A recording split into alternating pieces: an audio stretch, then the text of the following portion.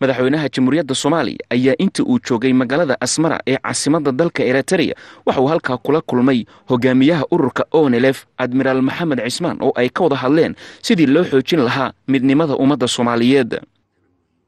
madaxweynaha Soomaaliya oo wafdi rasmi ah halkan ku yimid runtii waanu kulanay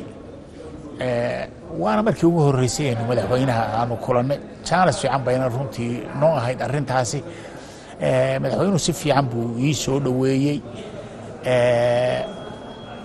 waqtigii aanu isu helayna waxaanu ka wada hadalnay ummadda Soomaaliya sidii midnimadeeda loo xoojin lahaa ama xoog loo saari lahaa shacbiga Soomaaliya waxaan ugu baaqayaa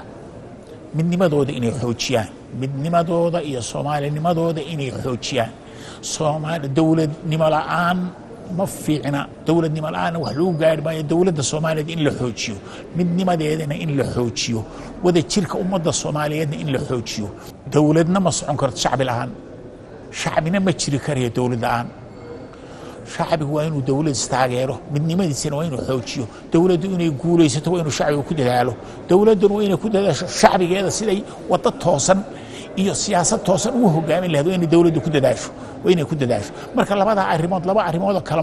kala maarmaana weeye shacbiga iyo dawladdu shacbigu waa inuu dawladdiisa taageero dawladduna waa inuu siyaasad fiican oo xakiima shacbigiisa ku maamulo. arrintan ayaa ku soo beegmaysa iyadoo ay soo baxayeen warar sheegaya in dawladda Soomaaliya ay raaligelin ka bixisay arrinta Cabdikariin Sheekh Muusin qalbi dhagax balse ma jiro wax war rasmi ah oo arrintaasi ku aadan.